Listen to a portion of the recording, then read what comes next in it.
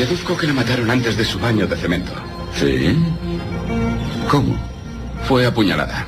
Al menos unas 12 veces. Con un destornillador, quizá una escarpia. No, las muescas de sus costillas son infrecuentes. El instrumento tenía que ser ligeramente curvado, con una especie de filo dentado, como los dientes de un cocodrilo. Lo que mató a esa chica no era un arma convencional.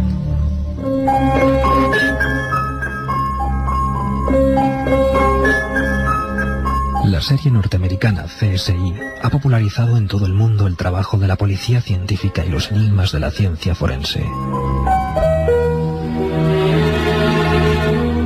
Hoy, en Milenio 3, nos preguntamos si existe el crimen perfecto, el asesinato desafiante que nadie, ni el tiempo ni la tecnología han logrado resolver.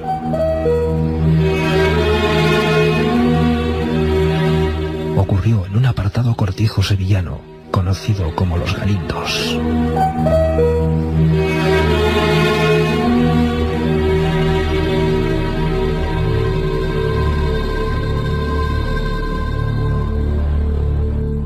Había transcurrido más o menos un mes de aquel 22 de julio de 1975, cuando alguien, con sangre, pintó algo en la pared del cortijo de Los Galindos. Lo hizo con rabia, como intentando pedir justicia. Trazos firmes en la pared encalada. Y allí, durante mucho tiempo, quedó aquel inesperado y macabro grafiti. Cortijo de Los Galindos, a 53 kilómetros de Sevilla, a 500 justos de Madrid. Aquella pintada decía: aquí mataron a 5. Uno de los casos más extraños, quizá el más extraño, de la criminología española. Estamos todos, pues, entusiasmados con la serie CSI, que nos muestra la vida y milagros de la ciencia científica en el aspecto forense, de la policía científica. Realmente hay casos que nos parecen dignos de película. Hay historias, bueno, que nos cuesta creer. Y nos hemos preguntado, y nos hemos puesto a trabajar todo el equipo, para saber si en España, en los viejos archivos, en antiguas fotografías, todavía en recuerdos de un pueblo, existen casos dignos de esa ficción. Lo hemos encontrado ahí, en Los Galindos, y Katia Rocha, Carmen Porter, Carlos Barroso, este que os habla, Iker Jiménez, y don Antonio Bravo, a los mandos de esta nave, desde el control técnico, vamos a contaros hoy todo lo que pasó. Si las últimas semanas las hemos dedicado a la pura y dura actualidad, con los últimos hallazgos de Belmez, antes con el misterio de los cosmonautas, después con las operaciones de la CIA y el rock, ahora vamos a ir al pasado, porque el pasado, mientras no se resuelva, sigue siendo presente, y el misterioso crimen, la matanza de Los Galindos, sigue siendo un enigma pendiente. Cuentan que hacía 49 grados de temperatura aquel día, muy cerquita del pueblo de Paradas, en Sevilla. Un pueblo además que había ganado recientemente el certamen de pueblos bien cuidados que hacía el Ministerio de Turismo. Gentes que nunca habían sido sobresaltadas por nada, que nunca habían, bueno, vivido un drama como el que les iba a tocar pasar. Hacia la hora de la siesta, entre las 2 y las 4, no se sabe muy bien, alguien entra en el cortijo Los Galindos, una propiedad comprada por los marqueses de Grañina en 1950. ¿Cómo se enteró la gente de que algo extraño había ocurrido en esa hora de la siesta? Al parecer, 2 miembros de la Guardia Civil y 5 trabajadores del cortijo que estaban acuchillando olivos a unos 2 kilómetros, ven 2 columnas de humo. 2 columnas de humo densas, que conforme uno se acercaba, olían mal, nauseabundas. Cuando llegó la Guardia Civil no podía dar crédito a sus ojos. Había 2 hombres, parecían 2 hombres, luego supo que era un hombre y una mujer, con los brazos en cruz. Estaban carbonizándose.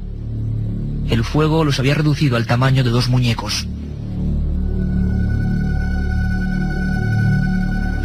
Y comprendemos que el miedo más absoluto se apoderó de aquellos 2 hombres de la comitiva y los 5 trabajadores, en un racimo casi temblorosos, entrando por las escaleras del cortijo Los Galindos. Había una perrita propiedad del capataz, el señor Manuel Zapata, y tenía el pecho y las patas llenas de sangre, y estaba dejando sus huellas impresas en las losetas del cortijo. Parecía que rascaba una puerta, que indicaba algo. Había un candado cerrando esa puerta. Se abrió y apareció otra figura, la de una mujer, Juana Martín Macías, 33 años, brazos en cruz, tumbada encima de la cama y con la cara tan destrozada que parecía una máscara de goma.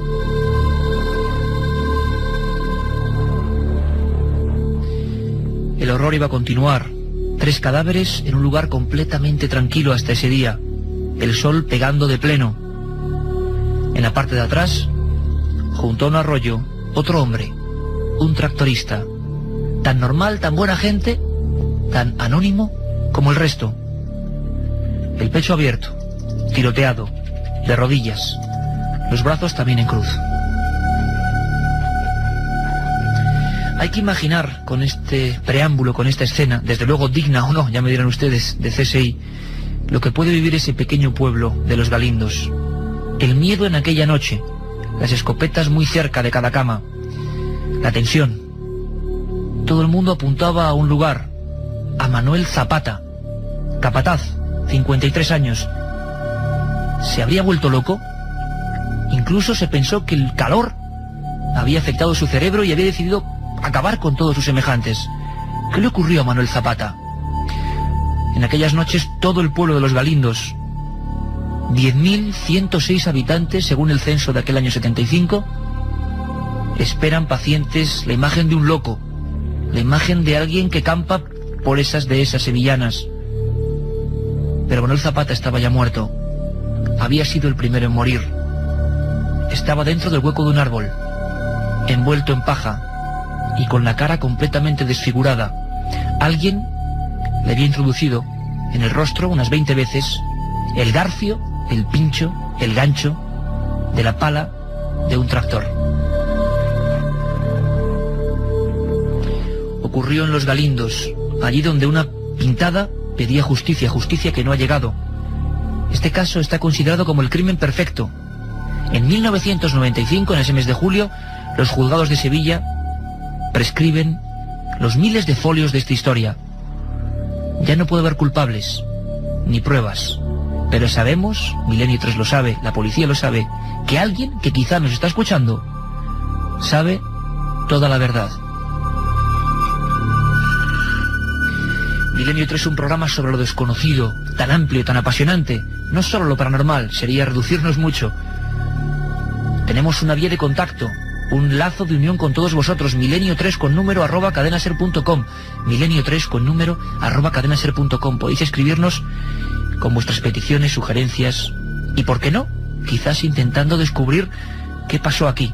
Nosotros de momento hemos llamado a un viejo amigo, Salvador Ortega Mayén, ni más ni menos que jefe de la Brigada de Investigación Criminal de Sevilla, la persona a la que le tocó investigar ni más ni menos que el crimen de Los Galindos.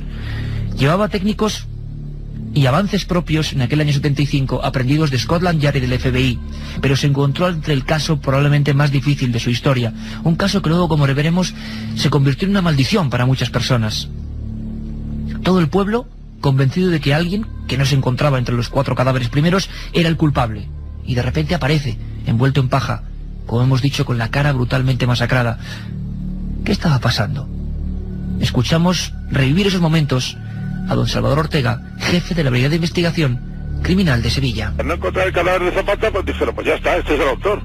Eso fue todas las inclinaciones y naturalmente todas las tendencias de la investigación que realizó en aquel momento la Guardia Civil, pues iban dirigidas al primer sospechoso, que era Zapata, cuyo cadáver no aparecía. Luego después, al cabo de unos días, pues apareció pues detrás de unos bloques de pajas y tal, donde la pareja de la Guardia Civil, que estaba vigilando el recinto, pues se sentaba a tomar el bocadillo, los hombres cuando podían. O sea, y aparecía allí debajo el cadáver, o sea que todo se supuso que había sido trasladado a aquel lugar para que lo vieran de una vez y no culparan más a este hombre, porque en realidad no era él. Manuel Zapata, durante unas 48 horas culpable oficial, incluso la prensa se advertía a dar algunas primeras informaciones, un envenenamiento, un crimen pasional. Había algo raro. Nadie había robado nada. Nadie había sustraído nada a ningún cadáver. Nadie había movido nada dentro del cortijo. ¿Qué clase de historia era esta? Dicen los especialistas de la policía científica que es uno de los primeros casos. Algo parecido ocurrió muchos años antes en Madrid con los crímenes de Jarabo, pero al ser este un pueblo tan cerrado y tan pequeño, el eco se multiplicó. Uno de los primeros casos en España donde lo que llaman torbellino del miedo psicosocial se expande. Eso también sería un misterio para Milenio 3. ¿Por qué el miedo nos recorre tan fácil la espina dorsal a todos al mismo tiempo? Allí ocurren esas noches y hace que la investigación sea más difícil. Todo el pasillo principal de ese oscuro cortijo Los Galindos aparece con rastros de sangre, probablemente del cuerpo de Juana. ¿Por qué la han encerrado en una habitación? ¿Por qué han cerrado el candado? ¿Por qué la han puesto con los brazos en cruz? Con la cama sobre la almohada, con la cara sobre la almohada, con una especie de expresión que ya es imposible de vislumbrar porque está completamente deformada. En esos días, las teorías corrían por todo Paradas y todo el Aljarafe sevillano y todos los pueblos de la provincia. Había que justificar qué había podido pasar. Cuando el supuesto asesino aparece, se habla de todo, se habla de un supuesto mendigo, barba desaliñada, descalzo, que había pasado por allí. Pero ¿cómo es posible que una sola persona hubiese matado a 5, 3 de ellos de gran corpulencia, en apenas minutos dentro de un cortijo? ¿Cómo ninguno había escapado? Hemos llamado a Paradas, un pueblo envuelto en silencio. Hemos hablado con sus vecinos. Juan León es uno de ellos que tiene vivo el recuerdo de lo que pasó. Se habló hasta de ovnis, de objetos encima del cortijo, por fuerte que suene, como una de las más delirantes teorías. No era poco frecuente que la prensa sevillana hablase de este tipo de avistamientos en la época e incluso se relacionó con el asunto. Escuchamos a Juan León. Por todas las puertas de las casas cerradas, las ventanas cerradas y todo el mundo aquí asustado. Un ovni que había venido y que lo habían matado. Se llegó a hablar de ovnis incluso. También, de ovni de todo. No se olvida, no se olvida. A nosotros nos conocen fuera del pueblo por la muerte de los Galindos. Ese pueblo evidentemente marcado por la tragedia desde entonces, una tragedia sin ningún tipo de solución. No hay un caso igual probablemente en Europa con 5 cadáveres en un lugar tan pequeño que no hay una sola huella. Salvador Ortega continuaba las investigaciones. Había nerviosismo y ganas por resolver el asunto con las mejores técnicas de la época. En un principio se piensa que puede haber otro culpable. Se sabe a los pocos días que esos 2 pequeños muñecos, gracias a la acción del fuego, eran José González y su esposa Asunción Peralta, también trabajadores del cortijo. Y se piensa que ese José González, tractorista, persona bastante enclenque en cuanto a complexión física, pudo haber hecho la matanza y luego haberse suicidado. Salvador Ortega piensa lo contrario, empieza a investigar y piensa que incluso puede ser el primero que murió. Se habla ya, y lo hace Interpol, de por lo menos 2 o 3 personas. Pero lo que sí es cierto es que pudimos poner en pie que habían intervenido más de 2 personas, posiblemente 3, pero una sola no. O sea, pues, seguro 2 y posiblemente 3, pero una sola no intervino en el tema. Y además, pues se utilizó para ello, pues una de las piezas del gancho, el pico que le llaman, una de las piezas que afectó pero el engranaje de uno de los tractores. Y con esa pieza de empacadora alguien sembró el terror cuando era la hora de la siesta en Paradas aquel 22 de julio del año 75. Alguien, o varios, que quizá están todavía vivos y que desde luego obraron sin ningún móvil aparente, sin ningún móvil económico. La venganza, la pasión eran personas completamente normales las que trabajaban allí. José Manuel García Bautista es nuestro corresponsal en Sevilla y se ha marchado hasta la mismísima puerta del cortijo Los Galindos y ha palpado y ha sufrido el silencio y la cerrazón hasta de los medios oficiales. José Manuel García Bautista, buenas noches. Buenas noches, Iker. Efectivamente estuvimos en Paradas esta semana, mi compañero Rafael Cabello y yo, investigando y poniéndonos tras los pasos de cómo estaba el tema hoy en referencia a los Galindos, y nuestra sorpresa fue que nos encontramos con un pueblo cerrado herméticamente a facilitar información sobre este tema. Consultamos en el ayuntamiento, policía local, guardia civil, otras fuerzas vivas, digamos, del pueblo, y todas las respuestas fue igual: mejor que dejéis el tema tranquilo, olvidadlo, porque el pueblo quiere olvidar esto. Esto pertenece a la España negra, a la España rural, a una época cercana y a la vez lejana en la que se produjo el simple asesinato de los Galindos. Y la verdad es que, tal y como está el asunto, en el pueblo es silencio y ganas de olvidarlo de un caso, el de los Galindos, muy lejos de estar desde luego solucionado. Sin embargo, Milenio 3 ha querido, gracias a la labor de Katia Rocha, Carmen Porter, Carlos Barroso, pues romper de alguna forma el viejo silencio de las familias que aún viven pues con esa duda eterna. ¿Qué ocurrió y por qué? Dentro de un momento vamos a hablar con algunas de las personas, concretamente con la familia de José González, la persona que según los forenses primero murió envuelta en llamas, brazos en cruz, en aquel cortijo. La otra realidad. Milenio 3, en la cadena SER. Si quieres viajar a lo desconocido, no dejes de leer El Archivo del Misterio de Iker Jiménez, los libros del tercer milenio. Colección El Archivo del Misterio de Iker Jiménez, publicado por Editorial Edad. Próximos títulos ya a la venta: La Sábana Santa de Carmen Porter, Casas Encantadas de Francisco Contreras, El Secreto de la Gran Pirámide de Manuel Delgado y Vampiros de Miguel Gómez Aracil. Un programa que se sumerge en el otro lado de la realidad. Milenio 3, con Iker Jiménez y todo su equipo en la SER. Y esta sintonía que nos pone don Antonio Bravo significa que vamos ya con el avance antes de proseguir con el tema tenebroso, auténtico, digno de CSI, pura investigación policial y misteriosa, por supuesto. Vamos a hablar de lo que tenemos de 3 a 4. Sabéis que Milenio 3 es un programa con un horario misterioso, como no puede ser de otra forma. Hacemos de 10:30 a 11 y continuamos de 3 a 4 con un montón de cosas. Carmen Porter. Buenas noches, Iker. Esta madrugada nos iremos hasta Málaga, más concretamente hasta Mijas, pueblo, donde 3 chicos, Manuel y Óscar Ruán y Manuel Martín, pudieron observar y grabar un objeto volante no identificado hasta el momento. Este es un pequeño avance de lo que podremos escuchar en el programa de madrugada. Lo estoy grabando y brilla mucho. Se mueve bien, ¿eh? Sí que se mueve. Se mueve bien. ¿Qué hora es? Las 11 menos cuarto. También tendremos al hipnólogo Ricard Bru para hablarnos sobre sus últimas investigaciones en Belmez y, como siempre, en nuestras secciones. Carlos Barroso, que nos lleva de viaje, Katia Rocha y sus leyendas urbanas, el informativo y muchas más cosas, Iker. Un viaje en busca del misterio. Milenio 3, en la SER. Hemos dicho que ese pueblo, como es lógico y comprensible, se ha envuelto de un silencio que a veces acompaña a los hechos de difícil solución. Recuerdo que Los Galindos permanece como caso típico de matanza impune, sin la más mínima sospecha aparente, y desde luego con ya la certeza de que los responsables no van a purgar sus penas. Hemos puesto el micrófono de la cadena SER en el corazón de ese lugar, y queremos hablar con una de las personas que más veces se ha levantado para intentar pedir justicia y sobre todo que no se olvide esta historia, una historia única en la criminología mundial, según Interpol. Tenemos ya al otro lado del telefónico a Manuela González, hermana del primer tractorista muerto en Los Galindos, José González. Manuela, buenas noches. Buenas noches, bien, ¿y usted? Pues aquí estamos un poco, pues sobrecogidos con la historia que pasó en Los Galindos. Aquello usted, imagino que no lo podrá olvidar nunca, ¿verdad? Nunca, cada día nos acordamos más ahora. ¿Se acuerda de aquello perfectamente, no? Sí, como si fuera sido ayer. Como si hubiera sido ayer.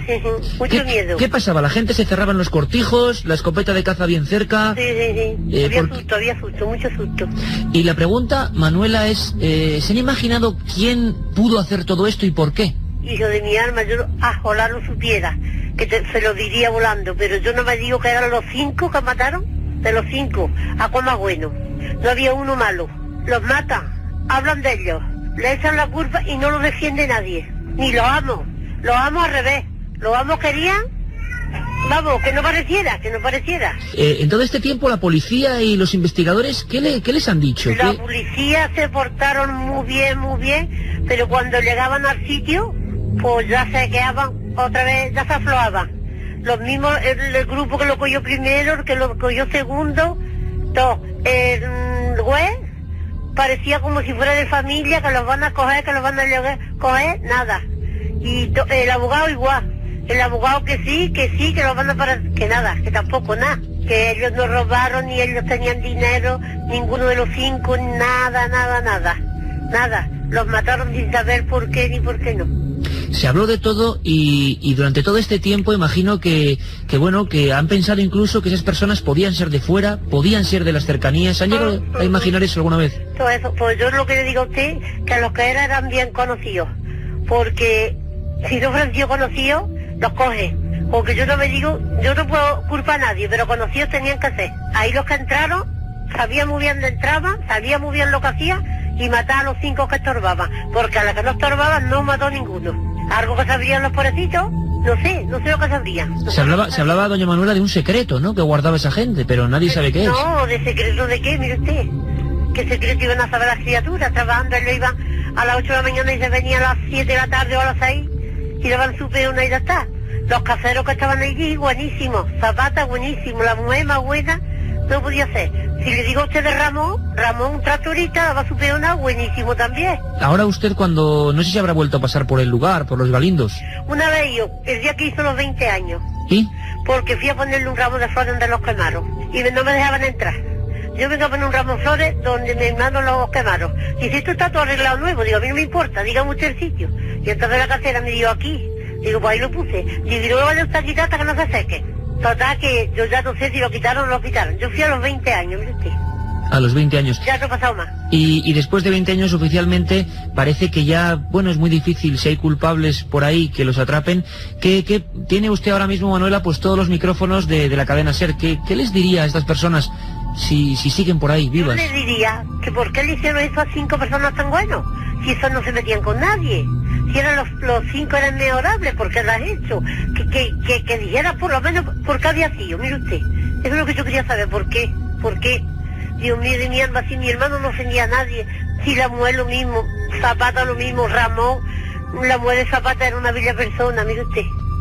Por lo menos, doña Manuela, que a través de las cientos de miles de personas que le van a escuchar, pues que nadie se olvide de esta historia, porque por lo menos que siga ahí pendiente y que alguien investigue y que algún día sepamos la verdad. Muchísimas gracias, doña Manuela, por atendernos. Y muchas gracias por haberme llamado. Gracias a usted, desde luego. Un abrazo muy fuerte. Dios, para Parada, Sevilla. Gracias. La otra realidad. Milenio 3. En la cadena SER. Un documento impresionante, la voz de las personas que desde luego no podrán olvidar nunca lo que pasó y el absurdo aparente, y que no haya móvil, que no haya culpables, que no haya pruebas, que no haya absolutamente nada, una sola huella en ese lugar de la masacre. Quizá lo más extraño de todo esto es que nadie en los Galindos puede olvidar. Muchos, incluso periódicos nacionales, hablaron de comparativas con extrañas matanzas. A la gente le vino a la mente, repentinamente, como en un resorte, lo ocurrido en un edificio curioso con Sharon Tate, con un personaje siniestro, Charles Mason, que actuó como lo que se llamaba entonces escuadrones de la muerte, personas que matan y asesinan sin más ni más. Se pensó que algún tipo de asociación sectaria, ocultista, hizo realmente lo mismo en Paradas. Hemos pedido ayuda a nuestro conspiranoico oficial, don Santiago Camacho, el hombre que más sabe del lado oculto de la historia de este país.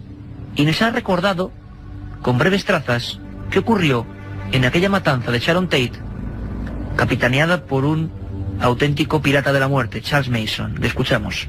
El viernes 8 de agosto de 1969, 4 miembros de la familia, un grupo casi satánico organizado alrededor de un gurú carismático, Charles Manson, entraron en la casa de Sharon Tate, la esposa del director de cine Roman Polanski, y masacraron a esta, que estaba embarazada de 8 meses, y a sus 4 invitados.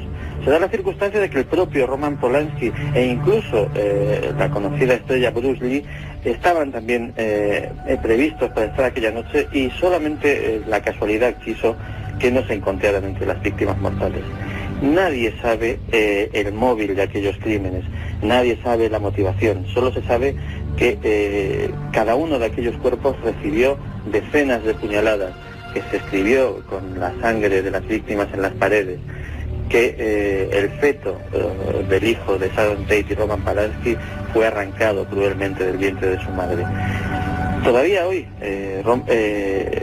Charles Manson está preso en la cárcel de San Quintín, cumpliendo una cadena perpetua. Nadie ha conseguido romper el muro que hay alrededor de su mente criminal y conseguir explicar qué es lo que sucedió aquella noche. Se habló hasta de una misteriosa horda satánica, que aquel día con 49 grados centígrados sobre la vertical de Paradas hizo un ritual de muerte, pero nunca lo sabremos. Hemos hablado con Manuela González, la hermana del primer tractorista muerto. Se le inculpó a este hombre, 56 kilos, 1,60, miope, difícil que con esa complexión hiciera esa especie de arquetipo de lo macabro. Se le acusó porque en su cráneo, al parecer, había aparecido una especie de orificio, al menos así lo vio la policía. Se exhumaron los cuerpos gracias al doctor Frontela y se descubrió algo digno, decimos, de CSI. Aquello no era un tiro, aquel hombre atormentado no había matado al resto y se había pegado un tiro, sino que era una especie de, digámoslo así, deformidad congénita. Escuchamos al hombre que lo descubrió, a don Salvador Ortega, de la Brigada de Investigación Criminal de Sevilla. Ese cráneo no había sido disparado, lo que tenía era naturalmente un defecto fisiológico en la configuración del propio ósea, y ya era como una especie de tapón, que no estaba soldado, y al estar incendiado su cuerpo, los gases hicieron que aquel tapón saltara, y naturalmente apareció un agujero redondo que se identificó como el disparo de una bala. Revolucionó de nuevo el tema, pero lo que sí, incluso yo creo que el forense que hizo aquello se llevó un disgusto total que a poco tiempo murió de infarto. O sea que realmente aquello trajo consecuencias nefastas. Consecuencias nefastas incluso entre la gente que rodeaba la investigación de esta historia. Sería otro programa muy largo y no tenemos ya tiempo. La otra cara de este crimen y las muertes que se ha llevado por encima durante estos 25 años de investigación. Preguntamos al más prestigioso forense de este país, don José Antonio García Andrade, catedrático en psiquiatría forense, el que fuera durante 3 años presidente de los forenses españoles. ¿Cómo sería este criminal? ¿Nos puede estar escuchando? ¿Qué tendría en su mente? ¿Por qué actúa así? ¿Por qué alguien puede llegar a actuar así? Nos contestaba el doctor Andrade. Desde luego no es obra de un loco, ni mucho menos, sino de una mente lúcida, una mente pasional, apasionadamente criminal, y que intervino también una serie de intereses espurios que luego no supieron ya cómo controlarlos. Y sin duda ninguna pasará a la historia de la criminología como el prototipo de uno de los delitos que no se llegó a saber del todo, y como prototipo de lo que no se debe hacer nunca. Yo no sé si estará por ahí, o a lo mejor él ha sido producto también del paso del tiempo, pero verdaderamente eso ya no se descubrirá nunca. Doctor Andrade, su conclusión triste, imagino, para las familias. Nunca se podrá descubrir. Lo que nadie en Paradas puede tampoco olvidar son aquellas noches del miedo, aquellas noches donde los nervios se atenazaban, donde se esperaba ver esa figura de un hombre con la mirada perdida, buscando más muerte. Al final no sabemos qué pasó. Es un gran enigma forense, policial y de investigación en nuestro país. Y hemos querido hacer la justicia que puede hacer el periodismo, recordar la historia. José González, Asunción Peralta, Juana Martín Macías, Ramón Parrilla y Manuel Zapata perdieron la vida como algo completamente absurdo, como ocurre a veces en esta existencia, en Los Galindos. Mucho tiempo después, alguien volvió a hacer una pintada allí donde habían limpiado la anterior. Una pintada que estuvo casi 5 años. Una pintada de sangre. Los Galindos, aquí, mataron a 5.